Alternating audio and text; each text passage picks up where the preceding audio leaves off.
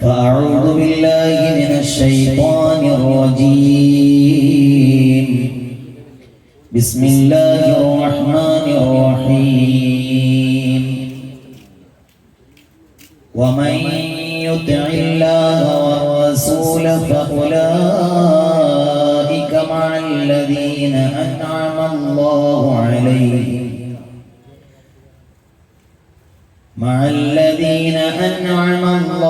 عليهم من النبيين والصديقين والشهداء والصالحين وحسن أولئك رفيقا.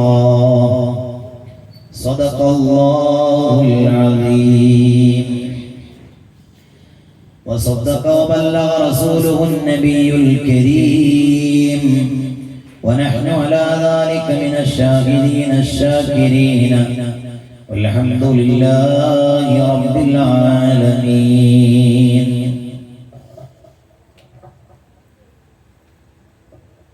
يا ربي بالمصطفى بلغ مقاصدنا واغفر لنا ما مضى يا واسع الكرم. على شفيع الورى ذا الجود والمدد، يا عمدتي يا ملاذي أنت مستندي. يا سيدي يا رسول الله خذ بيدي، يا ملجئي يا حبيب الواحد الصمد.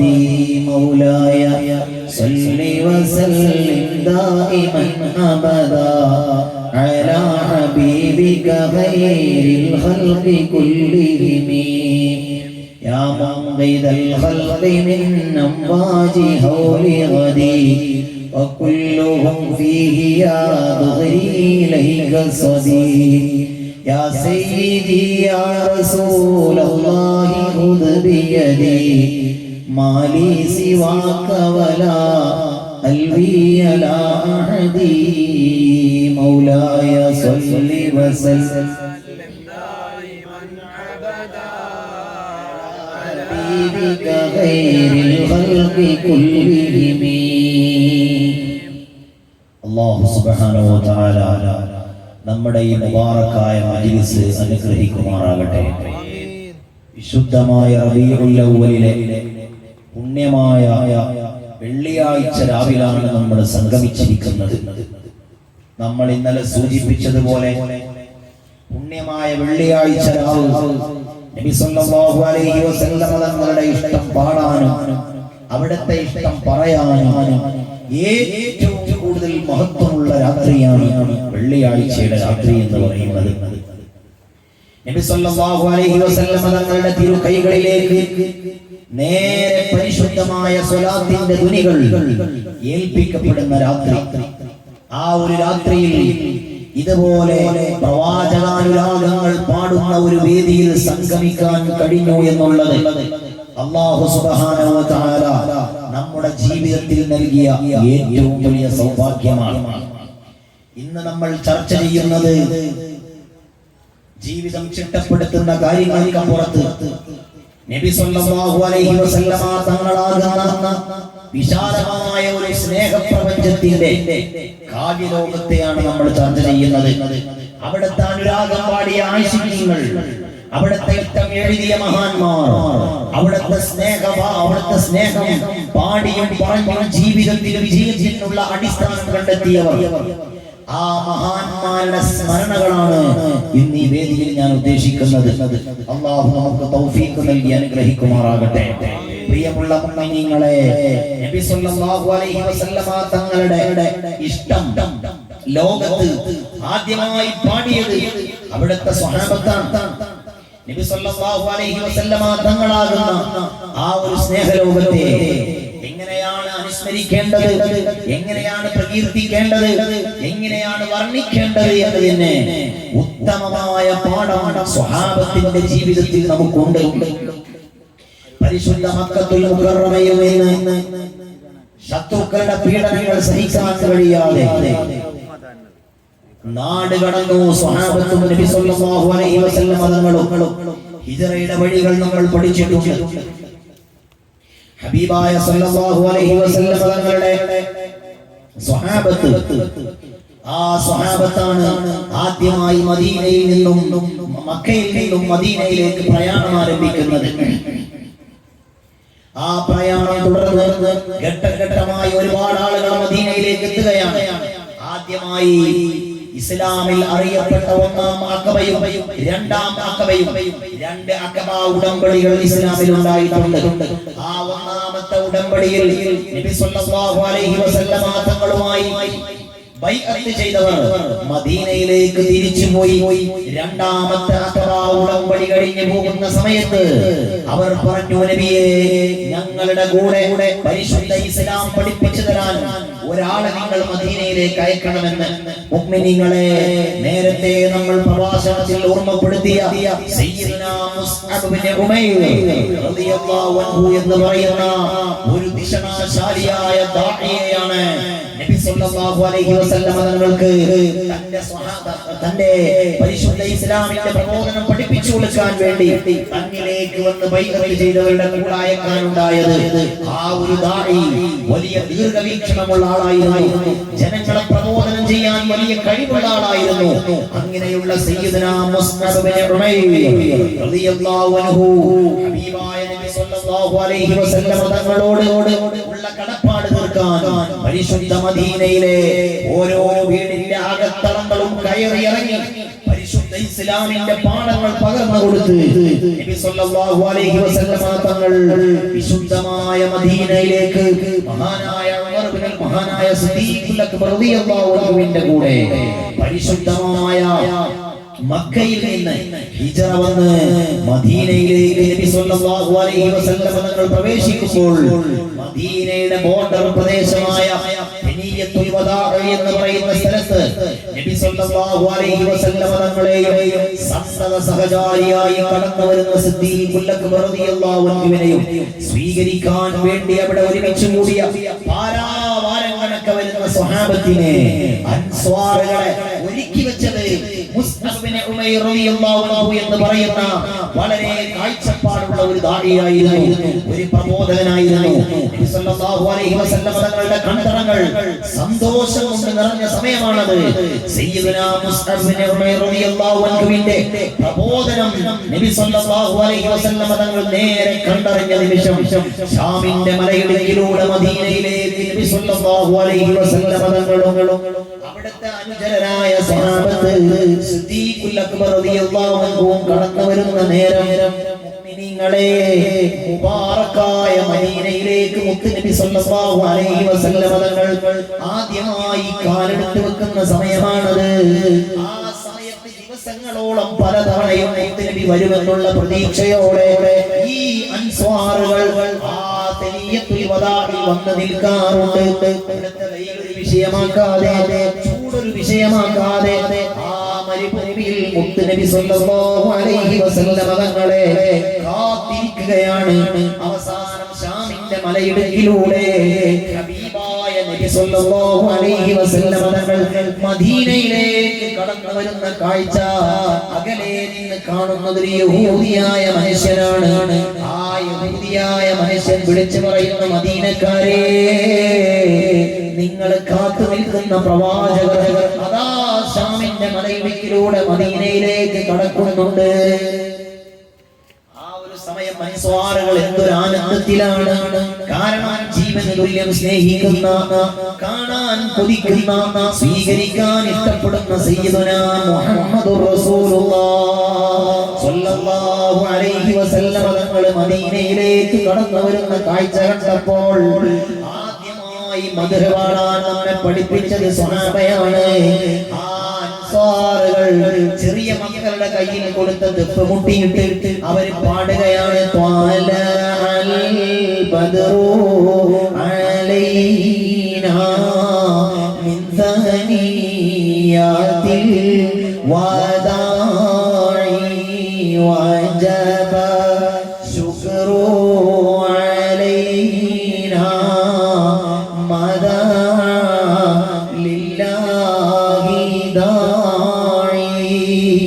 ശാമിന്റെ മലയിടുക്കിലൂടെ പൂർണ്ണ ചന്ദ്രൻ വെളിവായിരിക്കുകയാണ്. അല്ലാഹുവിലേക്ക് നന്ദി ചെയ്യേണ്ട സമയം നമ്മിലേക്ക് അടുത്തു വന്നിരിക്കുകയാണ്. തനിയത്തുൽ വദാഇലൂടെ റഹ്മത്തുൽ ലിൽ ആലമീനായ സയ്യിദുനാ മുഹമ്മദുർ റസൂലുള്ളാഹ് സ്വല്ലല്ലാഹു അലൈഹി വസല്ലം തങ്ങൾ കടന്നു വരുന്ന നേരം അൻസ്വാറുകൾ സന്തോഷത്തോടെ സ്വീകരിച്ചത് മുത്തുനബിയെ വാഴ്ത്തിയിട്ടുള്ള മദ്ഹുകൾ പാടിയിട്ടാണ്. മുഅ്മിനീങ്ങളെ, അൻസ്വാറുകളുടെ ആ സംഗമത്തിലേക്ക് എത്തിയ നബിയുനാ മുഹമ്മദുർ റസൂലുള്ളാഹി സ്വല്ലല്ലാഹു അലൈഹി വസല്ലം തങ്ങളുടെ വാഹനത്തിന്റെ കൂടെ അൻസാറുകൾ നടക്കുകയാണ്. ഓരോരുത്തരും അവരുടെ വീടുകളെത്തുമ്പോ അവിടെ ഇറങ്ങാൻ നബി സ്വല്ലല്ലാഹു അലൈഹി വസല്ലം തങ്ങളോട് പറയുന്നുണ്ട്. ആ സമയം ഹബീബായ നബി സ്വല്ലല്ലാഹു അലൈഹി വസല്ലം തങ്ങൾ പറയാണ്, ഈ ജീവി തീർച്ചയായും കൽപ്പിക്കപ്പെട്ട ജീവിയാണ്. അത് കൃത്യമായി അല്ലാഹു കൽപ്പിച്ച സ്ഥലത്ത് ഇറങ്ങുമെന്നാണ് പറയുന്നത്. ഇന്നും നമ്മൾ മദീനയിൽ പോയാൽ മസ്ജിദുൽ ഖുബാ എന്ന് പറയുന്ന പള്ളിയിലേക്ക് പോകാറില്ലേ? എന്ന് പറയുന്നത് നബി സല്ലല്ലാഹു അലൈഹി വസല്ലം തങ്ങളുടെ ഒട്ടകം ആദ്യമായി മദീനയിൽ കാലുകുത്തിയ അബൂ ത്വൽഹത്തുൽ അൻസാരി റളിയല്ലാഹു അൻഹുവിന്റെ വീടിന്റെ സ്ഥലമാണ്. അവിടെയാണ് ആദ്യമായി മദീനയിൽ നിർമ്മിക്കപ്പെട്ട പള്ളിയാകുന്ന മസ്ജിദുൽ ഖുബാ ഉള്ളത്. നബിയുടെ മസ്ജിദുൻ നബവി നിർമ്മിക്കപ്പെട്ടതാണ്. പ്രിയമുള്ള മുഅ്മിനീങ്ങളെ, ഹബീബായ വേണ്ടതെല്ലാം കൊടുത്ത് അൻസ്വാറുകൾ സ്വീകരിക്കുകയാണ്. എത്ര വരെയാണ് അൻസ്വാറുകളുടെ സ്വീകരണം എന്നറിയുമോ? ഹബീബായ നബി സ്വല്ലല്ലാഹു അലൈഹി വസല്ലം തങ്ങളെ കൈ പിടിച്ചുകൊണ്ട് അവർ ബൈഅത്ത് ചെയ്യുകയാണ്. യാ റസൂലല്ലാഹ്, നബിയേ തങ്ങൾ വിഷമിക്കേണ്ടതില്ല. പിറന്ന നാടായ മക്ക തങ്ങളെ കൈവിട്ടിട്ടുണ്ടെങ്കിലും മദീനക്കാര് തങ്ങളെ കൈവിടുകയില്ല. ഞങ്ങളിൽ അവസാനത്തെ ആളുടെ റൂഹ് പിരിയുന്നത് വരെ തങ്ങൾക്കുള്ള സുരക്ഷിതത്വം ഈ മദീനയിൽ ഞങ്ങൾ ഏറ്റെടുത്തിട്ടുണ്ട് എന്ന് ഹബീബായ മുത്തുനബി സ്വല്ലല്ലാഹു അലൈഹി വസല്ലം തങ്ങളെ മുബാറക്കായ കൈ പിടിച്ചുകൊണ്ട് മദീനക്കാര് ബൈഅത്ത് ചെയ്യുകയാണ്. തങ്ങൾ പറഞ്ഞത് ആയത്തുൽ മുഅ്മിനി ഹുബ്ബുൽ അൻസാർ, അൻസ്വാറുകളെ സ്നേഹിക്കൽ ഈമാനിന്റെ അടയാളമാണ്. ആയത്തുൽ മുനാഫിഖി ബുഗ്ദുൽ അൻസാർ, അൻസ്വാരികളോട് ദേഷ്യം പിടിക്കുക എന്നുള്ളത് മുനാഫിഖിന്റെ അടയാളമാണ്, കപട വിശ്വാസിയുടെ അടയാളമാണ്. നമുക്ക് മദീനയിൽ പോയാൽ അത് മനസ്സിലാകാം. മദീനക്കാരുടെ സ്വഭാവവും മക്കക്കാരുടെ സ്വഭാവവും അജഗജാന്തരം വ്യത്യാസമുള്ള സ്വഭാവമാണ്. മദീനക്കാർക്ക് വല്ലാത്ത സഹകരണ മനോഭാവമാണ്. മദീനക്കാർക്ക് വലിയ സ്വീകരണത്തിന്റെ മനസ്സാണ്. അത് പൂർവീകരായ അൻസ്വാറുകളിൽ നിന്ന് കൈമാറിയിട്ട് ഇന്നും നബി സ്വല്ലല്ലാഹു അലൈഹി വസല്ലമ തങ്ങൾ തന്റെ ഹൃദയത്തിൽ ഏറ്റവും കൂടുതൽ താലോലിച്ച പുണ്യമായ മദീന മലർവാടിയിൽ താമസിക്കാൻ ഭാഗ്യം കിട്ടിയവരാണ് അവർ. ആലോചിച്ചു നോക്കിയേ, നബി സ്വല്ലല്ലാഹു അലൈഹി വസല്ലമ തങ്ങളുടെ ഉമ്മത്ത് ചെന്ന് ദിവസവും സലാം പറയാൻ കഴിയുക എന്നുള്ള ഭാഗ്യം അതൊരു മുഅ്മിനിന്റെ ജീവിതത്തിൽ എത്ര വലിയ ഭാഗ്യമാണ്. ആ ഭാഗ്യം കിട്ടിയവരാണ് ഹബീബായ മുത്തുനബിയുടെ മദീനയിൽ ജീവിക്കുന്ന മദീനക്കാരെന്ന് പറയുന്നത്. അവർക്ക് വലിയ മഹത്വമുണ്ട്. ആ മദീനക്കാരെ നമുക്ക് കണ്ടാൽ അത് മനസ്സിലാകും. നിങ്ങളെ അവർക്ക് വല്ലാത്ത സ്വീകരണത്തിന്റെ മനസ്സാണ്. കഴിഞ്ഞ മദീന യാത്രയിൽ ഉഹദിൽ വെച്ചുകൊണ്ട് ഞാനൊരു മദീനയിലെ വലിയ സയ്യിദിനെ പരിചയപ്പെട്ടു. ആ സയ്യിദിനെ കാണാൻ പോകുന്ന നേരം ഒരു മുതല്ലിമായ നമ്മൾ കടന്നു വരുമ്പോ ആ സയ്യിദും അവരുടെ ഖാദിമുകളായ ആളുകളും എഴുന്നേറ്റ് നിൽക്കുകയാണ്. നമ്മൾ വലിയ ആളായതുകൊണ്ടല്ല, അവരുടെ സ്വീകരണത്തിന്റെ രൂപമാണത്. ആദ്യമായി അവർ ചെയ്യുന്നത് നമ്മെ കെട്ടിപ്പിടിച്ചിട്ട് നമ്മുടെ നെറ്റിയിൽ ചുംബനം വെക്കുകയാണ്. ആ സമയത്ത് അവരോട് നമ്മൾ പറഞ്ഞ ഒരു വാക്ക്, നിങ്ങൾ മുവഫഖല്ലേ, നിങ്ങൾ റസൂലുള്ളാഹിന്റെ മദീനയിൽ ജീവിക്കാൻ ഭാഗ്യം കിട്ടിയവരല്ലേ, ഞങ്ങൾക്ക് വേണ്ടി ദുആ ചെയ്യണമെന്ന് പറയുമ്പോൾ അവർക്ക് വല്ലാത്ത സന്തോഷമാണത് കേൾക്കുമ്പോൾ. കാരണം ജീവിതം മുഴുവൻ നബിയുടെ മദീനയിൽ ചെലവഴിക്കാൻ കഴിയുക എന്നുള്ളത് കേവലം ഒരു ഉംറ യാത്ര പോയാൽ 3-4 ദിവസമല്ലേ നമ്മൾ മദീനയിൽ താമസിക്കുന്നത്. മുഅ്മിനീങ്ങളെ, ആ റസൂലുള്ളാഹിന്റെ മദീനയിലൂടെ പാറി നടക്കുന്ന ഒരു പക്ഷിയാവാൻ കഴിഞ്ഞിരുന്നെങ്കിൽ അതിനേക്കാൾ വലിയ സൗഭാഗ്യം ഈ ജീവിതത്തിൽ എന്താണുള്ളത്? ആലോചിച്ചു നോക്കിയേ നിങ്ങള്. മുത്തുനബിയുടെ മദീന പള്ളിയുടെ മൂലയിലും ചെരുവിലും ഒരുപാട് പൂച്ചകളെ കാണാം. ആ പൂച്ചകളെ കണ്ട സമയത്ത് നമ്മൾ ആലോചിച്ചത്, അല്ലാഹുവേ, എന്തൊരു ഭാഗ്യമുള്ള പൂച്ചകളാണ്. റസൂലുള്ളാഹിന്റെ ഉമ്മറത്ത് മുത്തുനബിയുടെ പച്ചക്കുപ്പയും കണ്ട് വിശ്രമിക്കാൻ ഭാഗ്യം കിട്ടിയ ജീവികൾ. മനുഷ്യരായ നമ്മൾ ഒരു പക്ഷേ അവിടെ എവിടെയെങ്കിലും കിടന്നാൽ നമ്മളെ നീപ്പിക്കും. പക്ഷേ ആ ജീവിയെ എഴുന്നേൽപ്പിക്കുന്നില്ല. ഹബീബായ തങ്ങളെ അറിയാത്ത ജീവികളില്ല, ഹബീബായ തങ്ങളെ അറിയാത്ത ജീവനുള്ള വസ്തുക്കളില്ല, മുത്തുനബിയെ അറിയാത്ത അചേതന വസ്തുക്കളില്ല. ഞാനെന്താണിത് പറയാൻ കാരണം? മഹാനായ ഇമാം സുയൂത്തി റഹ്മത്തുള്ളാഹി അലൈഹി തങ്ങൾ അവിടുത്തെ ഖസായിസുൽ കുബ്രയിൽ രേഖപ്പെടുത്തിയത് കാണാം. നമ്മളെല്ലാവരും കേട്ട ഒരു കഥയില്ലേ? ഒരു വേടൻ അതാ ഒരു മാനിനെ വേട്ടയാടി പിടിച്ച സംഭവം. ആ വേടൻ മാനിനെ വേട്ടയാടി പിടിച്ച് കൊല്ലാൻ വേണ്ടി കൊണ്ടുപോകുന്ന സമയത്താണ് ആ മാൻ നബി സല്ലല്ലാഹു അലൈഹി വസല്ലം തങ്ങളുടെ മുബാറക്കായ മുമ്പിലേക്ക് എത്തിപ്പെടുന്നത്. ആ സമയത്ത് ആ മാന് പറയുകയാണ്, യാ റസൂലല്ലാഹ്, ഓ ഹബീബായ നബിയേ, ഈ വേടൻ എന്നെ വേട്ടയാടി പിടിച്ചതാണ്. ആ വേടൻ എന്നെ വേട്ടയാടി പിടിച്ച് എന്നെ കൊല്ലാൻ വേണ്ടി കൊണ്ടുപോവുകയാണ്.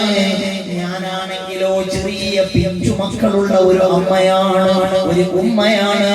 എനിക്ക് എന്റെ മക്കൾക്ക് പാല് കൊടുക്കണം. എന്റെ മക്കൾക്ക് പാല് കൊടുക്കാൻ ഞാൻ വരുന്ന വഴിയിൽ വെച്ചാണ് ഈ വേടന്റെ വലയിൽ ഞാൻ പെട്ടുപോയത് എന്ന് ആ മാൻപേട പറയുകയാണ്.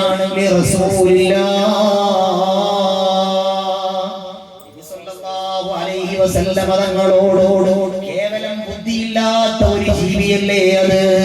ആ മാൻപേട ശികായത്ത് പറയുകയാണ്, യാ റസൂലല്ലാഹ്, ഞാൻ എന്റെ പിഞ്ചോമന കുഞ്ഞുങ്ങൾക്ക് പാല് കൊടുത്തു വരുന്നത് വരെ ഞങ്ങൾ ഈ വേടന്റെ അടുക്കലൊന്ന് ജാമ്യം നിൽക്കുമോ നബിയേ?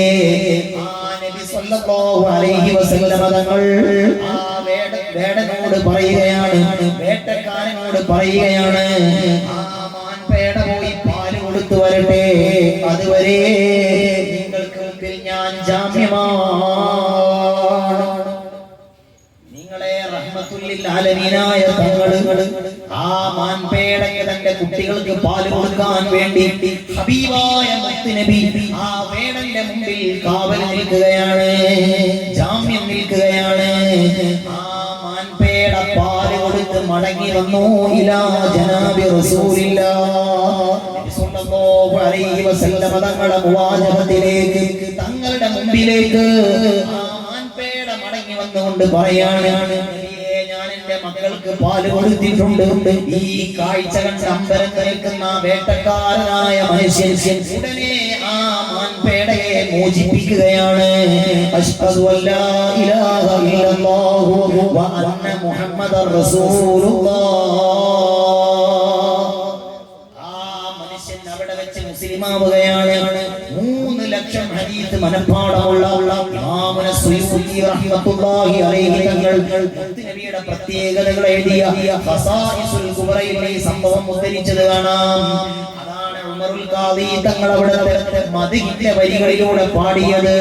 വദമിത വൈബത കാഫിരിൻ ഹത്തറ ഔലാദുഹാ ആദത് കമാ അഹദു വകർ ഫറഹാഹു സ്വാഇദുഹാ ഫഅൻ كفر رجا فاختار صائدها هداك قويما صلوا عليه وسلموا تسليما. നബി സല്ലല്ലാഹു അലൈഹി വസല്ലം തങ്ങളുടെ അടുക്കലേക്ക് കടന്നു വന്ന മാൻപേടയെ കണ്ട മനുഷ്യൻ മുസ്ലിമായി എന്ന്. മുഅ്മിനീങ്ങളെ, ഇതാണ് ഞാൻ പറഞ്ഞത്, എല്ലാ ജീവികൾക്കും റസൂലുള്ളാഹിനെ അറിയാം. ആ മുത്തുനബിയുടെ മുബാറക്കാകുന്ന പച്ചക്കുപ്പയിലേക്ക് നോക്കി കിടക്കുന്ന പൂച്ചയെ കാണുമ്പോൾ നമ്മുടെ കൽബിൽ തോന്നുന്നത്, അല്ലാഹുവേ,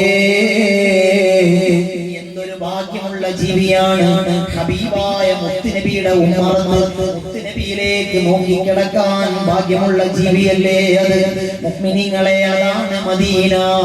ആ മദീന മലർവാടിയിലെ സ്നേഹമല്ലേ നമ്മൾ പറയുന്നത്. ആ നബി സല്ലല്ലാഹു അലൈഹി വസല്ലം തങ്ങളെ കുറിച്ച് ഹബീബായ തങ്ങളെ മദഹ് പാടാൻ വേണ്ടി ജീവിതം മാറ്റിവെച്ച സ്വഹാബിയാണ്. മദീന പള്ളിയിൽ അവിടുത്തെ ഇഷ്ടം പറയാൻ വേണ്ടി ഹസ്സാൻ ഇബ്നു സാബിത്ത് തങ്ങൾക്ക് മുത്തുനബി ഒരു മിമ്പർ തന്നെ ഉണ്ടാക്കി കൊടുത്തിരുന്നു. ഹദീസിന്റെ കിതാബുകൾ പരിധിയാൽ കാണാം. ആ ഹസ്സാൻ ഇബ്നു സാബിത്ത് തങ്ങൾ പാടുകയാണ്, ഫഇന്ന അബീ വവാലിദതി വഇർദി ലിഇർദി മുഹമ്മദിൻ മിൻകും ഫിദാഉ. എന്റെ ഉമ്മയും എന്റെ വാപ്പയും എന്റെ അഭിമാനവുമെല്ലാം നബിയെ അവിടത്തേക്ക് സമർപ്പിതമാണ്. എല്ലാത്തിലും മേലെ ഞാൻ പ്രണയിക്കുന്നത് തങ്ങളെയാണ് എന്ന് പാടുകയാണ്. തങ്ങൾ പറയുന്നത്, വഅഹ്സന മിൻക ലം തറഖത്തു ഐനുൻ വഅജ്മല മിൻക ലം തലിദിൻ നിസാഉ. തങ്ങളോളം സൗന്ദര്യമുള്ള ഒരു മനുഷ്യനെ ലോകത്തൊരു കണ്ണും കണ്ടിട്ടില്ല. തങ്ങളെക്കാൾ വലിയ സൗന്ദര്യമുള്ള ഒരാളെ ഒരു ഉമ്മയും പ്രസവിച്ചിട്ടില്ല. പാടുന്നത് ആ റസൂലുള്ളാഹി സ്വല്ലല്ലാഹു അലൈഹി വസല്ലം തങ്ങളെ സൗന്ദര്യം എത്രയാണ് നിങ്ങളെ, അതെല്ലാം നമ്മൾ വിശദീകരിച്ചില്ലേ. ആ ഹബീബായ തങ്ങളെ ശരീരത്തിൽ നിന്ന് വരുന്ന വിയർപ്പ് പോലും കസ്തൂരിയായി ഞങ്ങൾ ഉപയോഗിക്കാറുണ്ട് എന്ന് സയ്യിദത്തുനാ ഉമ്മു സുലൈം റളിയല്ലാഹു അൻഹയെ ഉദ്ധരിക്കുന്ന ഹദീസിൽ അവരെ രേഖപ്പെടുത്തിയില്ലേ. കഥയുണ്ട്. ആ സ്വഹാബി പറയാണ്, ഞാൻ 4 ഭാര്യമാരെ കല്യാണം കഴിച്ചിട്ടുണ്ട്. ഈ സ്വഹാബി പറയാണ്, ഞാൻ എന്റെ ഭാര്യമാരുടെ അടുത്തേക്ക് ചെല്ലുമ്പോ അവരെന്നേക്കാൾ നല്ല സുഗന്ധമുള്ളവരാകാൻ വേണ്ടി വിലമതിക്കുന്ന സുഗന്ധങ്ങൾ വാങ്ങിയിട്ട് പൂശും. എന്തിനാണ് ആ സുഗന്ധം പൂശുന്നത്? ഭർത്താവായ എന്നേക്കാൾ നല്ല സുഗന്ധം അവർക്കുണ്ടാകാൻ വേണ്ടി. പക്ഷേ അവർ എന്നോട് പറയുന്ന ഒരു വാക്ക്, ഞങ്ങൾ ഈ ഉപയോഗിക്കുന്ന സുഗന്ധത്തെക്കാൾ വലിയ സുഗന്ധം നിങ്ങളുടെ ശരീരത്തിനുണ്ടല്ലോ, അതെവിടെ നിന്നാണെന്ന് ചോദിക്കുമ്പോ ആ സ്വഹാബി പറയുകയാണ്, എന്റെ ശരീരമാസകലം ചൊറിവ് പോലോത്ത ഒരു രോഗം പിടിപെട്ട സമയത്ത് ഞാൻ ചെന്നു ഇലാ റസൂലില്ലാഹ്, സുഖത്തിന്റെ ശികായത്ത് പറയാൻ വേണ്ടി ഞാൻ മുത്തുനബിയുടെ അടുക്കലേക്ക് ചെന്നു. സ്വല്ലല്ലാഹു അലൈഹി വസല്ലം ഹബീബായ തങ്ങൾ അവിടുത്തെ ശറഫാക്കപ്പെട്ട കൈകൊണ്ട് എന്റെ ശരീരത്തിൽ ആകമാനം തടവി തന്നു. ആ ഒരു തടവൽ സംഭവിച്ചതിന്റെ ശേഷം എന്റെ ശരീരത്തിൽ നിന്ന് സുഗന്ധം പോയിട്ടില്ല. തങ്ങളുടെ സുഗന്ധമാണത്.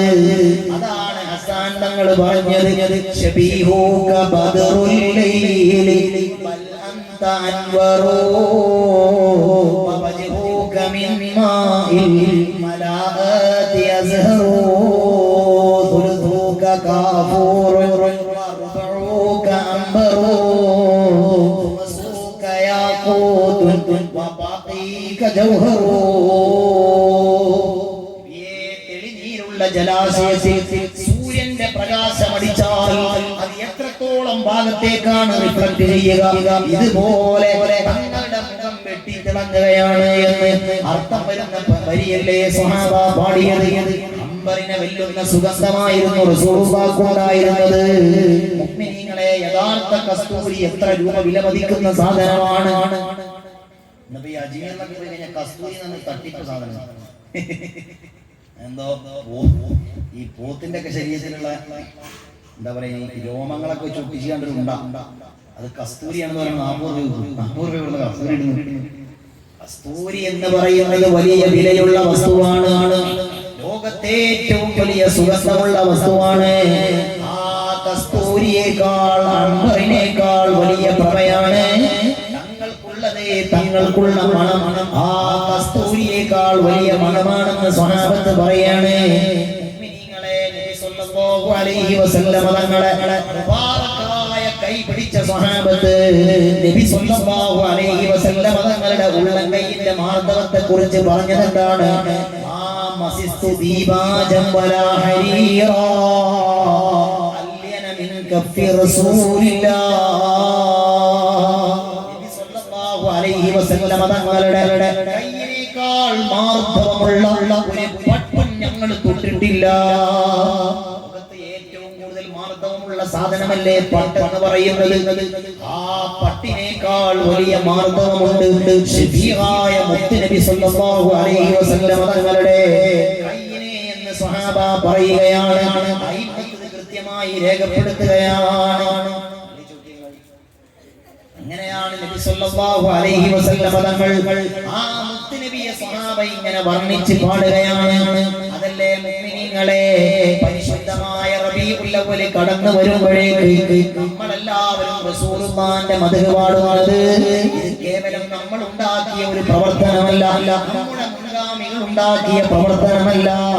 അവിടുത്തെ സ്നേഹം പാടുക എന്ന് പറയുന്നത് 1400 വർഷങ്ങൾക്കപ്പുറത്ത് മുത്ത് നബി സല്ലല്ലാഹു അലൈഹി വസല്ലം തങ്ങളുടെ ജീവിതകാലത്ത് തന്നെ സ്വഹാബത്ത് പാടിയ മദ്ഹിന്റെ തുടർച്ചയാണ് നമ്മൾ പാടുന്നത്. അൻതത്ലു ബൈനനാ ഫിൽ കവാകിബി കൽ ബുദൂർ ബൽവാ അശ്റഫു മിൻഹു യാ സയ്യിദി ഖൈറൻ നബി. الصلاة والسلام على رسول الشفيع الأبطحي والحبيب العربي. സാന്ദർഭികമായി ഞാൻ എന്റെ മുഅ്മിനീങ്ങളോട് ഓർമ്മപ്പെടുത്തുകയാണ്. സോഷ്യൽ മീഡിയയിലൂടെ സഞ്ചരിക്കുന്ന ഒരു ക്ലിപ്പുണ്ട്. മങ്കൂസ് മൗലിദിൽ ശിർക്കുണ്ട് എന്ന് പറഞ്ഞ് ആ ശിർക്കുണ്ട് എന്ന് പറയാൻ വേണ്ടി അവർ ഉദ്ധരിക്കുന്ന ഒരു വരിയുണ്ട്. നമ്മൾ തെറ്റിദ്ധരിക്കാൻ പാടില്ല. ഒരു പുത്തൻവാദിയുടെ വാദത്തിലും നമ്മൾ പെട്ടുപോകാൻ പാടില്ല. മുത്ത് നബിയുടെ മുഹബ്ബീങ്ങളായി ജീവിക്കണം.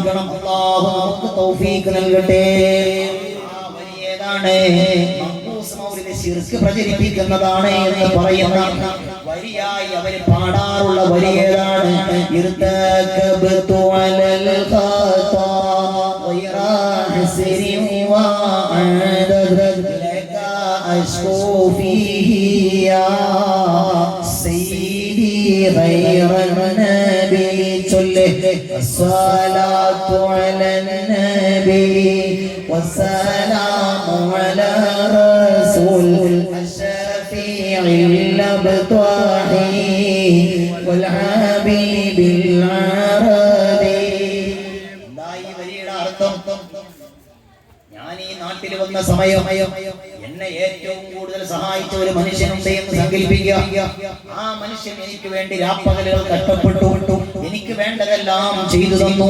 അങ്ങനത്തെ ഒരു മനുഷ്യനോട് എന്റെ ജീവിതത്തിൽ ഒരു അരുതായ്മ വന്നാൽ ഞാൻ ആ മനുഷ്യന്റെ മുമ്പിൽ പോയി പറയും, അറിയാതെ സംഭവിച്ചു പോയി, നിങ്ങൾ പൊരുത്തപ്പെടണമെന്ന്. മുഅ്മിനീങ്ങളെ, നമ്മൾ അങ്ങനെ പറയാറില്ലേ? നമുക്ക് ഏറ്റവും കൂടുതൽ റഹ്മത്ത് ചെയ്ത ഒരു മനുഷ്യനോട് അരുതായ്മകൾ സംഭവിച്ചാൽ നമ്മൾ പൊരുത്തപ്പെടിക്കാറില്ലേ? എന്താണ് ഈ വരിയിൽ പറയുന്നത്? നബി സല്ലല്ലാഹു അലൈഹി വസല്ലം തങ്ങളോട് അല്ലാതെ ഒരാളോടും പൊറുക്കലിനെ ചോദിക്കാൻ പാടില്ല എന്ന് പറഞ്ഞ് ജനങ്ങളെ വക്രീകരിച്ച് മനസ്സിലാക്കിയിട്ട് ഇവര് തെറ്റിദ്ധരിപ്പിക്കുന്നത് റസൂലുള്ളാഹിനോട് പൊറുക്കലിനെ ചോദിക്കുന്നത് ശിർക്കാണെന്നാണ്. യഥാർത്ഥത്തിൽ നമ്മൾ ആ വരിയിൽ പറഞ്ഞത് എന്താണ്? കുറ്റമെന്ന വാഹനമിൽ അറ്റമില്ല ഞാൻ കേറി അങ്ങയോടന്യായമായി സയ്യിദി ഖൈറൻ നബി. രണാങ്കണത്തിൽ വയറിൽ കല്ല് വെച്ചല്ലേ തങ്ങൾ ഈ ഇസ്ലാമിനെ എനിക്ക് കൊണ്ടുതന്നത്? എത്ര വേദനകൾ തങ്ങൾ സഹിച്ചിട്ടുണ്ട് ഇസ്ലാം നമ്മിലേക്ക് കൈമാറാൻ. മുഅ്മിനീങ്ങളെ, ഖന്തക്കിന്റെ രണാങ്കണത്തിൽ കിടന്നു കയറുമ്പോ സ്വഹാബത്ത് ഇങ്ങനെ ജുബ്ബ പൊക്കിയിട്ട് കാണിക്കാണ്, യാ റസൂലല്ലാഹ്, വയറിൽ കല്ല് വെച്ചാണ് നബിയെ ഞങ്ങൾ കിടന്നു കയറുന്നത്. ആ സമയം നേതാവായ റസൂലുള്ളാഹി സ്വല്ലല്ലാഹു അലൈഹി വസല്ലം തന്റെ ജുബ്ബ പൊക്കിയിട്ട് കാണിച്ചു കൊടുത്തു സ്വഹാബത്തിന്. സ്വഹാബ, നിങ്ങൾ വിശന്നിട്ട് ഒരു കല്ലല്ലേ കെട്ടിയിട്ടുള്ളത്? ഞാൻ 2 കല്ലുകൾ എന്റെ വയറിൽ കെട്ടിവെച്ചിട്ടാണ് ഖന്തക്കിന്റെ രണാങ്കണത്തിൽ കിടന്നു കയറുന്നതെന്ന് മുഹമ്മദ് റസൂലുള്ളാഹ്.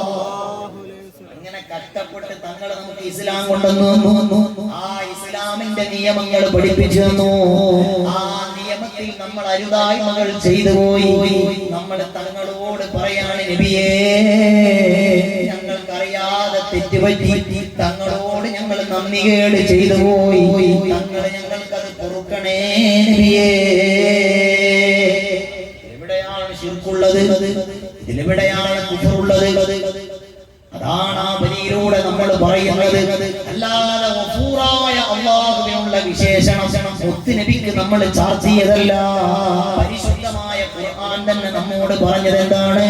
വലവിദലമു അൻഫുസഹും ജാഊക വസ്തഗ്ഫിറുല്ലാഹ വസ്തഗ്ഫറ ലഹുമുർ റസൂലു ലവജദുല്ലാഹ തവ്വാബർ റഹീമാ. നിങ്ങൾ പാപം ചെയ്തു, നിങ്ങൾ അല്ലാഹുവിനോട് പൊറുക്കലിനെ ചോദിച്ചു. ഹബീബായ മുത്തുനബിയുടെ അടുക്കൽ പോയി ഞങ്ങൾക്ക് പൊറുത്തു തരാൻ വേണ്ടി നിങ്ങൾ ആവശ്യപ്പെട്ടാൽ അല്ലാഹുവിനെ റഹീമായി നിങ്ങൾ എത്തിക്കും. അല്ലാഹുവിനെ പാപം സ്വീകരിച്ചവനായി, പാപത്തിൽ നിന്ന് തൗബ സ്വീകരിച്ചവനായി നിങ്ങൾ എത്തിക്കുമെന്നല്ലേ ഖുർആൻ നമ്മോട് പറഞ്ഞത്. നമ്മക്കും കുറച്ച് വക്രബുദ്ധി വേണം, അപ്പോഴേ കാര്യങ്ങൾ മനസ്സിലാക്കാൻ കഴിയുള്ളൂ. അല്ലാഹു നാഫിയായി പഠിക്കാൻ നമുക്ക് തൗഫീഖ് ചെയ്യട്ടെ. മുഅ്മിനീങ്ങളെ, നമ്മളിവിടെ പറയുന്നത് പ്രേമമാണ്, നമ്മളിവിടെ പറയുന്നത് പ്രണയമാണ്. മരിച്ചാലും പിരിയാത്ത പ്രണയത്തിന്റെ കഥയാണ് നമ്മൾ പറയുന്നത്. സയ്യിദുനാ ഇമാം ബുസൂരി റഹ്മത്തുള്ളാഹി അലൈഹി തങ്ങളാരാണ്? തങ്ങളുടെ മുബാറക്കായ ഖസീദത്തുൽ ബുർദ എന്ന് പറയുന്ന കാവ്യത്തെക്കുറിച്ച് സാന്ദർഭികമായി നമ്മൾ ഓർമ്മപ്പെടുത്തിയിരുന്നില്ലേ? ആ ഖസീദത്തുൽ ബുർദക്ക് എത്ര മഹാന്മാരാണ് വ്യാഖ്യാനം എഴുതിയത്. കാരണം അത്രമേൽ അർത്ഥമുള്ള മുത്തുനബിയുടെ മഹബത്താണത്. ആ ഖസീദത്തുൽ ബുർദ ഇമാം ബൂസിരി തങ്ങൾ ഇന്ന് ലോകത്തെ ഏറ്റവും കൂടുതൽ അനുസ്മരിക്കപ്പെടുന്ന അകലെ ആയിരക്കണക്കിന് കിലോമീറ്ററുകൾക്കകലെ ഈജിപ്തിന്റെ മണ്ണിൽ അലക്സാണ്ട്രിയ എന്ന് പറയുന്ന പ്രദേശത്താണ് മഹാനായ ഇമാം ബൂസിരി തങ്ങൾ അന്ത്യവിശ്രമം കൊള്ളുന്നത്. പക്ഷേ ലോകത്തിന്റെ എല്ലാ മുക്കിലും മൂലയിലും ഇരുന്ന് അനുസ്മരിക്കപ്പെടുന്ന വലിയ മഹാനായി ഇമാം ബൂസിരി തങ്ങൾ മാറാനുണ്ടായ കാരണം നബി സല്ലല്ലാഹു അലൈഹി വസല്ലം തങ്ങളുടെ പ്രേമത്തിലായി എഴുതിയ ഖസീദത്തുൽ ബുർദയാണ്.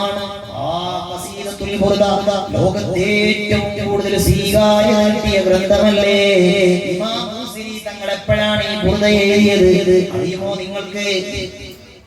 ബൂസിരി ഇമാമിന്റെ ശരീരത്തിൽ തളർവാദം പിടിപെട്ടു, പക്ഷവാതം പിടിപെട്ട് അസുഖമായി കിടക്കുന്ന ഇമാം ബൂസിരി തങ്ങൾ തന്റെ അസുഖത്തിന് ശിഫ ലഭിക്കാൻ വേണ്ടിയാണ് ബുർദ എഴുതിയത്. ആ ബുർദ എഴുതി മഹാനായ ഇമാം ബൂസിരി റഹ്മത്തുള്ളാഹി അലൈഹി തങ്ങൾ ആ ബുർദയിലെ ഓരോ വരിയും മഹാനവറുകളെ എടുത്ത് പറഞ്ഞുകൊണ്ടിരിക്കുന്നുണ്ട്. ഇമാം ബൂസിരി തങ്ങൾ മുത്തുനബിയെ എങ്ങനെയാണ് വർണ്ണിക്കുന്നത്? അക്രിം ബി ഖൽഖി നബി ഇൻസാനഹു ബിൽ ഹുസ്നി മുസ്തമിലിൻ ബിൽ ബിശ്രി മുതസിമി മൗലായ സ്വല്ലി വസല്ലിം ദായിമൻ അബദാ അലാ ഹബീബിക ഖൈറിൽ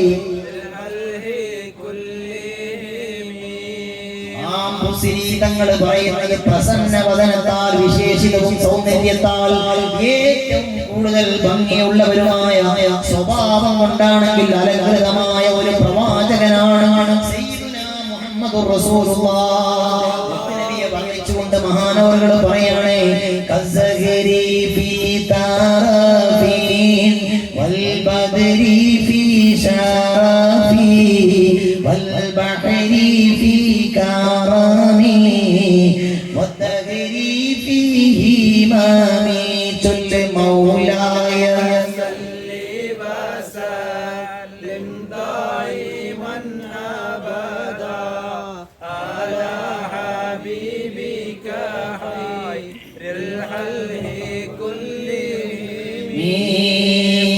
മാർദ്ദവത്തിൽ തങ്ങളുടെ കൈ പുഷ്പം പോലെയാണ്, ഔന്നിത്യത്തിൽ തങ്ങളാണെങ്കിൽ പൗർണമി പോലെയാണ്, 14-ാം രാവിന്റെ ചന്ദ്രനെ പോലെയാണ്, ഔദാര്യത്തിൽ തങ്ങൾ പാരാവാരം പോലെയാണ്. എത്ര കൊടുത്താലും തീരാത്ത കൊടുതിയുള്ള അത്രമേൽ പാവങ്ങളെ സഹായിക്കുന്നവരാണ്. മനക്കരുത്തിലാണോ തങ്ങൾ കാലത്തെ പോലെയാണ്. കാലത്തിന്റെ പ്രത്യേകത എന്താ? ഏതൊരു പ്രതിസന്ധിയെയും അതിജയിക്കാൻ കാലത്തിന് കഴിയും. ആ കാലത്തെ പോലെയാണ് തങ്ങൾ മനക്കരുത്തിലെന്ന് റസൂലുള്ളാഹിനെ ഇങ്ങനെ വർണ്ണിച്ച് പാടിയിട്ട് ഇമാം ബൂസിരി തങ്ങൾ പുണ്യമായ മദീന മലർവാടിയെ കുറിച്ച് പാടുകയാണ്.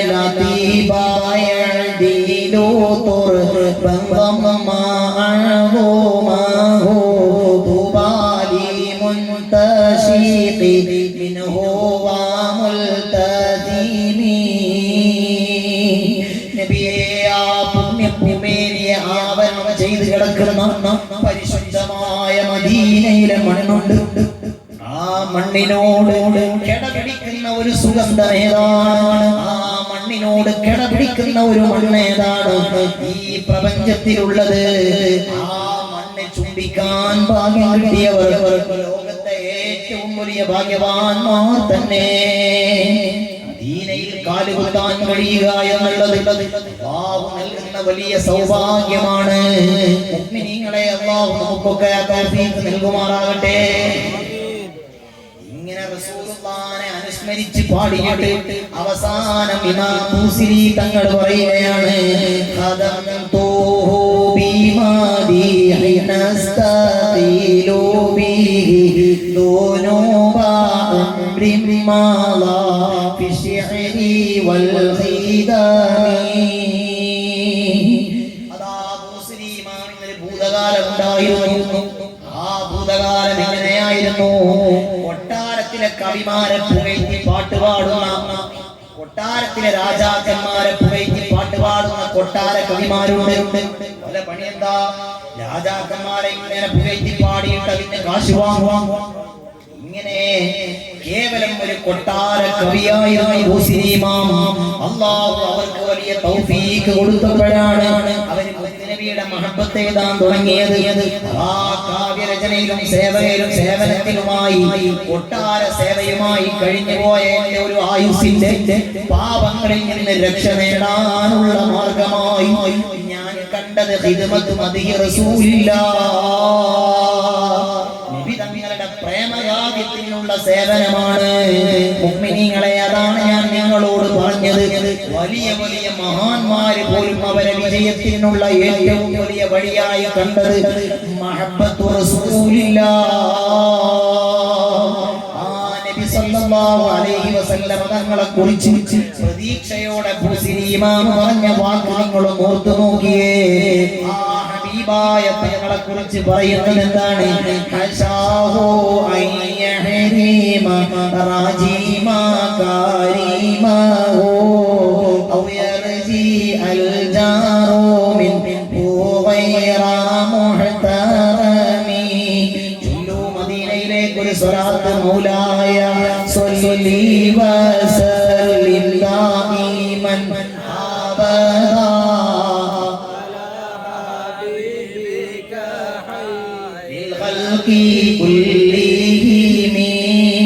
നമ്മുടെ ഈ പ്രണയസാഗരം പൂർത്തിയാകുമ്പോഴേക്ക് ഒരുപാട് സ്വലാത്തുകൾ മദീനയിലേക്ക് ഒഴുകണം.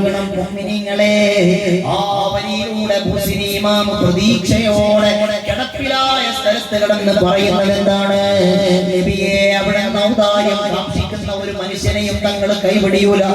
റസൂലുള്ളാഹിന്റെ മഹബത്ത് പാടിയവരാരും വെറുതെയാകുകയില്ല.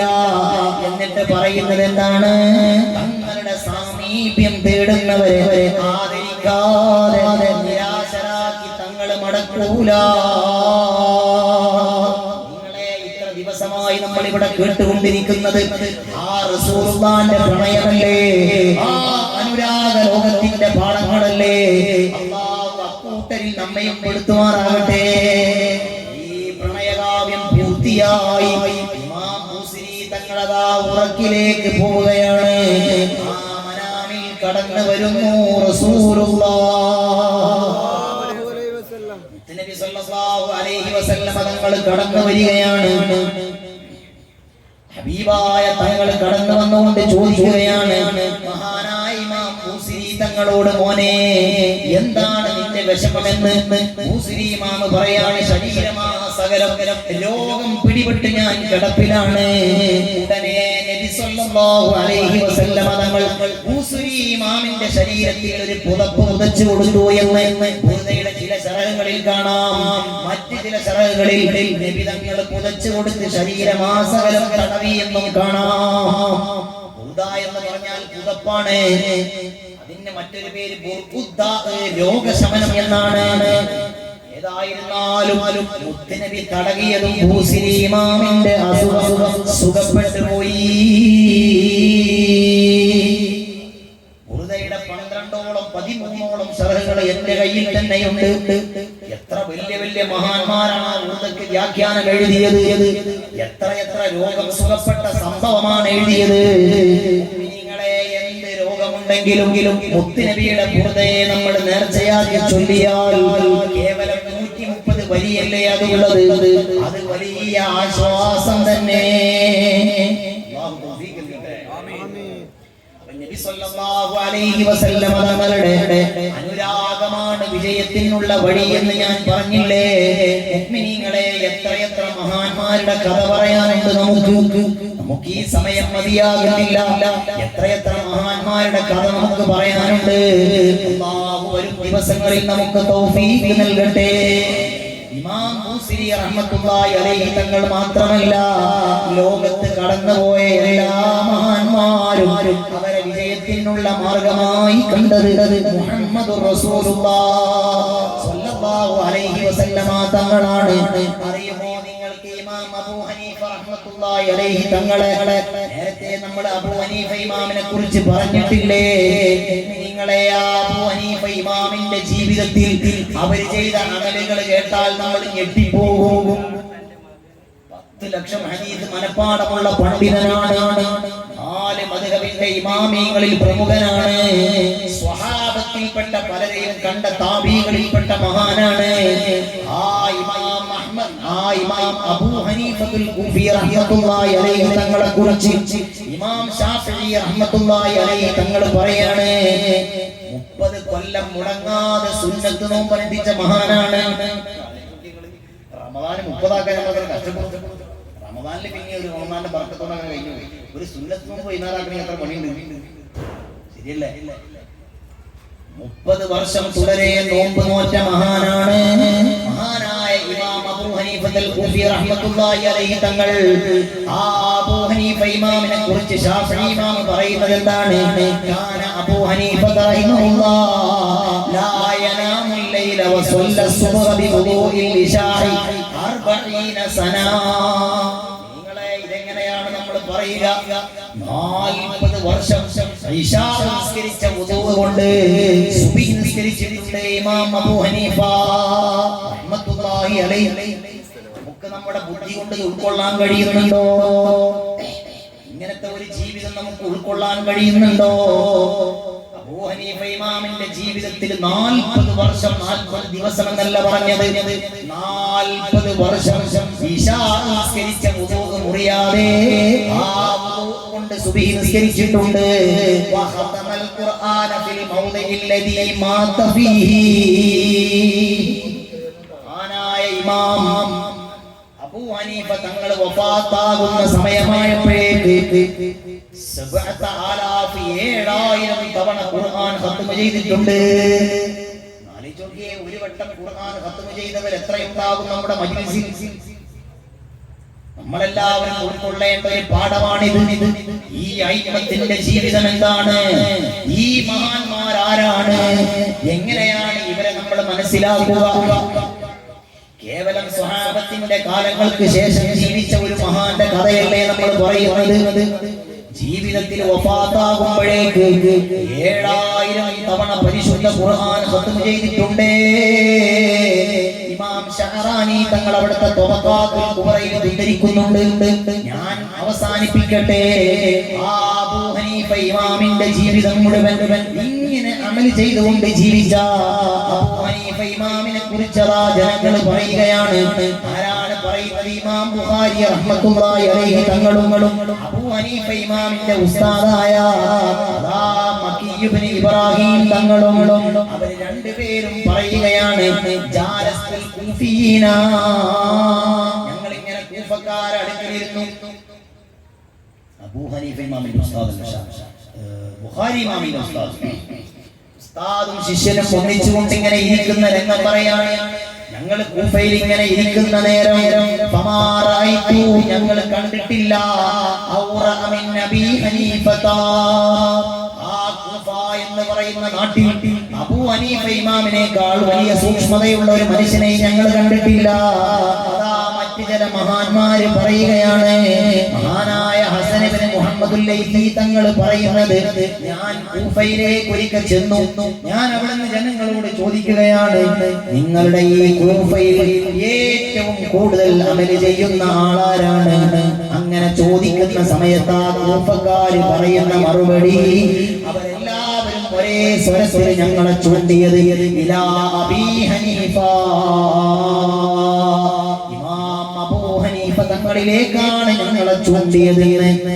നിങ്ങളെ വല്ലാത്ത ഒരു ജീവിതമല്ലേ അത്. പിന്നെ അതാ ഞങ്ങൾ ചോദിക്കുകയാണ്, ഈ നാട്ടിലെ ഏറ്റവും വലിയ പണ്ഡിതനാരാണ്?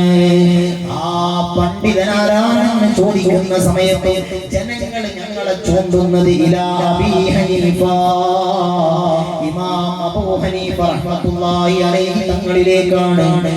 നിങ്ങളെ ഇത്രയേറെ അമൽ ചെയ്ത് ജീവിച്ച ഇമാം അബൂ ഹനീഫ തങ്ങളുകള് അവരുടെ ജീവിതത്തിനുള്ള ജീവിതത്തിലെ വിജയത്തിനുള്ള വഴിയായി നമ്മോട് പറഞ്ഞതെന്താണ്? യാ മാലികി കുൻ ഷാഫിഈ ഫീ ഫാതനി ഇന്നി ഫഖീറുൻ ഫീ വറാലി ഇനാകാ. അബൂ ഹനീഫ ഇമാം മദീനയിലേക്ക് വന്നുകൊണ്ട് നബി സല്ലല്ലാഹു അലൈഹി വസല്ലം തങ്ങളോട് അവിടുന്ന് പാടുകയാണ്. എന്താണ് പാടുന്നത് നബിയേ? പാവപ്പെട്ട അബൂ ഹനീഫ ഇമാം, പാവപ്പെട്ട അബൂ ഹനീഫ ഇമാമാകുന്ന ഞാൻ, അബൂ ഹനീഫയാകുന്ന എല്ലാവരും നല്ല സ്വതക്ക കൊടുക്കണം. അബൂ ഹനീഫയാകുന്ന ഞാൻ എന്റെ ഇല്ലായ്മയിൽ തങ്ങളുടെ മുമ്പിലേക്ക് വന്നിരിക്കുകയാണ്. തങ്ങൾ എനിക്ക് ശുപാർശ ചെയ്യണം. ഞങ്ങൾ ഫഖീറായ ജനങ്ങൾക്കുള്ള ഏറ്റവും വലിയ സഹകാരിയാണ് എന്ന് ഇമാം അബൂ ഹനീഫ റഹ്മത്തുള്ളാഹി അലൈഹി തങ്ങൾ മദീനയിൽ വന്നുകൊണ്ട് പാടുകയാണ്. അവസാനം മഹാനവർകൾ പറയുന്ന വരി എന്താണ്? അനത്വാമിഉം ബിൽ ജൂദി മിൻക വലം യകുൻ ലി അബീ ഹനീഫത ഫിൽ അനാമി സിവാകാ. നബിയേ, തങ്ങളല്ലാതെ ഈ ഭൂമിയിൽ എനിക്കൊരു അഭയവുമില്ല. തങ്ങളിലേക്ക് ചേർത്ത് വെച്ച ഒരു കൽബുമായി അവിടുത്തെ ഔദാര്യത്തിൽ നിന്നുള്ള പ്രതീക്ഷയുമായിട്ടാണ് അബൂ ഹനീഫയാകുന്ന ഞാൻ വന്നിരിക്കുന്നത് എന്ന് സയ്യിദുനാ ഇമാം അബൂ ഹനീഫ റഹ്മത്തുള്ളാഹി അലൈഹി തങ്ങൾ ഹബീബായ നബി സല്ലല്ലാഹു അലൈഹി വസല്ലം തങ്ങളോട് അതാ പറയുകയാണ്.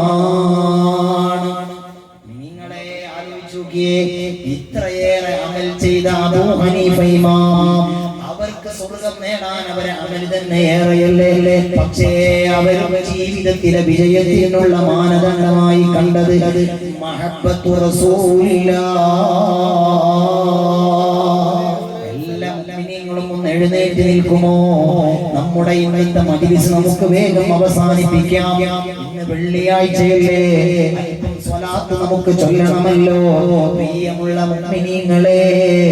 അതുകൊണ്ടാണ് ഞാൻ പറഞ്ഞത്, മരിച്ചാലും പിരിയാത്ത ഒരു ബന്ധമുണ്ടെങ്കിൽ അത് സയ്യിദുനാ മുഹമ്മദുർ റസൂലുള്ളാഹ് ശഫീഖായ നബി സല്ലല്ലാഹു അലൈഹി വസല്ലം തങ്ങളോട് നമുക്കുള്ള ബന്ധമാണ്.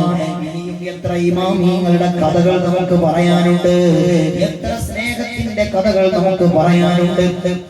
ആ ആ ഹബീബായ നബി തങ്ങളുടെ മുബാറക്കായ മദീന മലർവാടിയിൽ ആ മദീന മലർവനിയിലേക്ക് കടന്നു ചെന്നാൽ നബി സല്ലല്ലാഹു അലൈഹി വസല്ലം തങ്ങളുടെ ഹുജറയുടെ ചാരേ ആകെയുള്ള ഖബറുകൾ ഏതൊക്കെയാണ്? ഒന്നാമത്തത് മുത്തുനബിയുടെ ഖബറാണ്, രണ്ടാമത്തത് സിദ്ദീഖുൽ അക്ബർ തങ്ങളുടെ ഖബറാണ്, മൂന്നാമത്തത് ഉമറുൽ ഫാറൂഖ് തങ്ങളുടെ ഖബറാണ്. ആ സിദ്ദീഖുൽ അക്ബർ തങ്ങൾ, ഓ എന്റെ പ്രിയമുള്ള മുഅ്മിനീങ്ങളെ, സിദ്ദീഖുൽ അക്ബർ തങ്ങളുടെ ജനാസ അവിടുന്ന് വഫാത്താകുന്നതിന്റെ മുമ്പ് പറയുകയാണ്, സ്വഹാബ ഞാൻ മരിച്ചാലോ നിങ്ങൾ എന്റെ ജനാസ കൊണ്ടുപോയി നബി സല്ലല്ലാഹു അലൈഹി വസല്ലം തങ്ങളുടെ ഖബറിന്റെ ഓരത്ത് വെച്ചിട്ട് നിങ്ങൾ മുത്തുനബിയോട് സമ്മതം ചോദിക്കണം. നബിയേ, സിദ്ദീഖുൽ അക്ബറിന്റെ ജനാസയാണ് കൊണ്ടുവന്നിട്ടുള്ളത്, ഇവിടെ ഖബറടക്കട്ടെ എന്ന് മുത്തുനബിയോട് നിങ്ങൾ ചോദിക്കണം. ഹബീബായ തങ്ങൾ അനുമതി തന്നാൽ നിങ്ങൾ എന്റെ ജനാസ മദീനയിൽ മുത്തുനബിയുടെ അടുക്കൽ ഖബറടക്കണം. തങ്ങൾ അനുമതി തന്നില്ലയോ, എന്റെ ജനാസയെ നിങ്ങൾ ജന്നത്തുൽ ബഖീയിൽ കൊണ്ടുപോയി ഖബറടക്കണമെന്ന്. പ്രിയമുള്ളവരെ, സിദ്ദീഖുൽ അക്ബർ തങ്ങൾ ലോകത്തോട് വിട പറഞ്ഞു പോയി. അവിടുത്തെ ജനാസയുമായി സഹാബത്ത് വരികയാണ്. ഇലാ മുവാജഹത്തി റസൂലില്ലാഹ്, ഹബീബായ മുത്തുനബിയുടെ മുമ്പിലേക്ക് വന്നുകൊണ്ട് അവർ ചോദിക്കുകയാണ്, യാ റസൂലല്ലാഹ്, സിദ്ദീഖുൽ അക്ബറിന്റെ ജനാസയാണ് കൊണ്ടുവന്നത്, ഇവിടെ ഖബറടക്കട്ടെ നബിയേ. ഹബീബായ നബി സല്ലല്ലാഹു അലൈഹി വസല്ലം തങ്ങളെ ഖബറിൽ നിന്നൊരു അശരീരി മുഴങ്ങുകയാണ്, അദ്ഖിലുൽ ഹബീബ ഇലൽ ഹബീബ്, ഹബീബിനെ ഹബീബിലേക്ക് ചേർത്ത് തരൂ എന്ന്. എത്രയും പെട്ടെന്ന് സിദ്ദീഖുൽ അക്ബറിനെ തന്റെ അടുക്കൽ ഖബറടക്കൂ എന്ന്. നിങ്ങളെ എത്ര വലിയ സൗഭാഗ്യമാണത്! ഭൂമിയിൽ അത്ര പരിശുദ്ധമായ സ്ഥലമില്ല. അഫ്ദലുൽ ബിഖാഇ അല തഹഖീഖ്, പരിശുദ്ധമായ മക്കത്തുൽ മുകറമയേക്കാൾ പുണ്യമായ കഅബത്തുൽ മുശറഫ നിൽക്കുന്ന സ്ഥലത്തേക്കാൾ ഏറ്റവും കൂടുതൽ പുണ്യമുള്ള സ്ഥലം ഏതാണ്? മക്കക്കാണോ മദീനക്കാണോ? മഹത്വം ഇമാമിയങ്ങൾക്കിടയിൽ വ്യത്യാസമുണ്ട്. പക്ഷേ ഉമ്മ വെച്ചുറങ്ങുന്ന ഹുജറയുടെ ഉള്ളിലുള്ള ഭൂമി, ആ ഭൂമിയാണ് ഈ പ്രപഞ്ചത്തിലെ ഏറ്റവും ഉത്തമമായ സ്ഥലം. കാരണം പുണ്യഭൂമിയെ അന്ത്യവിശ്രമം കൊള്ളുന്ന സ്ഥലമാണത്. അവിടെ കിടന്നുറങ്ങാനുള്ള ഭാഗ്യമല്ലേ സിദ്ദീഖുൽ അക്ബറിന് കിട്ടിയത്. ഞാൻ എന്റെ പ്രഭാഷണം ചുരുക്കട്ടെ. ഈ 3 ഖബറുകളാണ് അവിടെ രേഖപ്പെടുത്തിയത്. പക്ഷേ നമ്മൾ റസൂലുള്ളാഹിനോട് സലാം പറയാൻ പോകുന്ന സ്ഥലമില്ലേ, ആ ഭാഗത്തായി ഒരു ഖബർ കൂടിയുണ്ട്. ആ ഖബറാണ് മഹാനായ ഇമാം ഖാദി അബൂ ശജാഅ തങ്ങളുടെ ഖബർ. മുഅ്മിനീങ്ങളെ, ഖാദി അബൂ ശജാഅ തങ്ങൾ ശാഫിഈ മദ്ഹബിലെ ഏറ്റവും പ്രമുഖനായ പണ്ഡിതനാണ്. അവർ ചെയ്ത പണി എന്താണ്? ജീവിതത്തിന്റെ അവസാന കാലത്ത് 160 വയസ്സ് അവർ ജീവിച്ചിട്ടുണ്ട്. 160 വയസ്സ് ജീവിച്ചിട്ടും മഹാനവറുകളുടെ ഒരു താടി പോലും നരച്ചിട്ടില്ല. മഹാനവറുകളുടെ കയ്യിൽ ഒരു ചുളിവ് വന്നിട്ടില്ല. ആരോഗ്യ ദൃഢഗാത്രനാണ്. അവിടുത്തെ ശിഷ്യന്മാര് ചോദിക്കുന്നു, ഉസ്താദേ, ഇത്രയേറെ പ്രായമായിട്ട് നിങ്ങൾ നരക്കാത്തത് എന്താണ്? നിങ്ങൾക്ക് ആരോഗ്യം ചുരുങ്ങാത്തത് എന്താണ്? അവര് പറഞ്ഞ മറുപടി എന്തെന്നറിയുമോ? ഞാൻ എന്റെ യുവത്വത്തെ സൂക്ഷിച്ചപ്പോ എന്റെ വാർദ്ധക്യത്തെ അല്ലാഹു സൂക്ഷിച്ചു എന്നാണ്. ആ ഖാദി അബൂ ശജാഅ തങ്ങൾ അവിടുത്തെ ജീവിതത്തിന്റെ അവസാന സമയം ചെലവഴിച്ചത് ഇലാ മിൻ റൗദത്തി റസൂലില്ലാഹ്, നബിയുടെ റൗദയിലാണ്. മുഅ്മിനീങ്ങളെ, ഖാദി അബൂ ശജാഅ തങ്ങൾ വലിയ താടിയുള്ളവരായിരുന്നു. ആ താടി കൊണ്ടാണ് ഖാദി അബൂ ശജാഅ തങ്ങൾ നബിയുടെ പരിശുദ്ധമായ റൗദ അടിച്ചു വാരുന്നത്. ആലോചിച്ചു നോക്കിയേ അവരുടെ ബഹുമാനം എത്രയെന്ന്. റസൂലുള്ളാഹിന്റെ പുണ്യഭൂമിയെ ഉമ്മ വെച്ചുറങ്ങുന്ന റൗദത്തു ശരീഫയെ അവർ അടിച്ചു വാരുന്നത് തന്റെ താടി കൊണ്ടാണ്. അങ്ങനെ റസൂലുള്ളാഹി തങ്ങളെ മുബാറക്കാകുന്ന റൗദക്ക് ഖിദ്മ ചെയ്തു. ആ ഖാദി അബൂ ശജാഅ തങ്ങൾ എന്നും ജനങ്ങളോട് ചെയ്യുന്ന ഒരു ഉപദേശം, ഒരു വസിയത്ത്. എന്താണ് ആ വസിയത്ത് എന്നറിയുമോ? ഞാൻ മരിച്ചാൽ എന്നെ റസൂലുള്ളാഹിന്റെ റൗദയിൽ ഖബറടക്കണം. റസൂലുള്ളാഹിന്റെ ഹുജറയിൽ കബറടക്കണം. ഖാദി അബൂ ശജാഅ തങ്ങൾ മദീനയിൽ വെച്ച് വഫാത്താവുകയാണ്. ജനങ്ങളെല്ലാം ചോദിക്കുകയാണ്, എന്താണ് ഇവർക്കൊരു വസിയ്യത്തുള്ളത്? എന്ത് വസിയ്യത്താണ് ഇവർക്കുള്ളത്? എല്ലാ ജനങ്ങളും പറയുന്നത് അവർക്കുള്ള വസിയ്യത്ത് മുത്തുനബിയുടെ ഹുജറയിൽ ഖബർ കൊടുക്കണമെന്നാണ്. സ്വഹാബത്തിന് പോലും അവിടെ ഖബർ കിട്ടിയിട്ടില്ല. സിദ്ദീഖുൽ അക്ബറിനും ഉമറുൽ ഫാറൂഖ് തങ്ങൾക്കും മാത്രമാണ് ഇനി അല്പം സ്ഥലം ഒളിച്ചു വെച്ചത്. ഈസാ നബി അലൈഹിസ്സലാം വരില്ലേ, ഈസാ നബിയെ ഖബറടക്കാനാണ്. ആ സമയം ഖാദി അബൂ ശജാഅ തങ്ങൾ റൗളയുടെ ഖാദിമല്ലേ, അവർ എന്ത് ചെയ്യണമെന്ന് ചർച്ചയായി. ഇന്ന് ഖാദി അബൂ ശജാഅ തങ്ങളുടെ ഖബറുള്ളത് അവരുടെ ഖബറിന്റെ പകുതി ഭാഗം ആ ഹുജറയുടെ ഉള്ളിലും പകുതി ഭാഗം അതിന്റെ പുറത്തുമാണ്. മുത്തുനബിന്റെ ഓരത്ത് കിടന്നുറങ്ങാൻ കിട്ടിയ ഭാഗ്യം അല്ലാഹുവേ, റസൂലുള്ളാഹിന്റെ ഓരത്ത് കിടക്കാൻ കഴിഞ്ഞില്ലെങ്കിലും ജന്നത്തുൽ ബഖീയിൽ ഖബർ കിട്ടുന്നവരില്ലേ, അവർക്ക് റസൂലുള്ളാഹിന്റെ കുബയും കണ്ടുറങ്ങിക്കൂടെ? ആ ഒരു തൗഫീഖ് ഞങ്ങൾക്ക് നൽകണേ അല്ലാഹ്. മദീന ഞങ്ങളുടെ ഹൃദയത്തിന്റെ വെളിച്ചമാക്കണേ അല്ലാഹ്. ഞങ്ങളുടെ മരണം ഖൈറാകുന്ന ഒരു സമയം ആഫിയത്തോടെ മദീനയിൽ ചെന്ന് മുത്തുനബിന്റെ മുവാജഹത്തിൽ സലാം പറഞ്ഞേ നമ്മൾ പിരിയുന്ന നേരം ഇസ്രായീൽ വന്ന് നമ്മുടെ റൂഹ് വിളിച്ചാൽ അതിലും വലിയ സൗഭാഗ്യം എന്താണ്? മുത്തുനബിയുടെ മദീനയിൽ നമുക്ക് ഉറങ്ങിക്കൂടെ? ആ മദീനയിൽ ഉറങ്ങിയാൽ റസൂലുള്ളാഹി തങ്ങൾ ആദ്യമായി ശഫാഅത്ത് ചെയ്യുന്നത് ജന്നത്തുൽ ബഖീൽ ഉറങ്ങുന്നവർക്കാണ്, പിന്നെ ജന്നത്തുൽ മുഅല്ലയിൽ മക്കയിൽ ഉറങ്ങുന്നവർക്കാണ്. അല്ലാഹുവേ, ഞങ്ങളെ നീ അനുഗ്രഹിക്കണേ അല്ലാഹ്.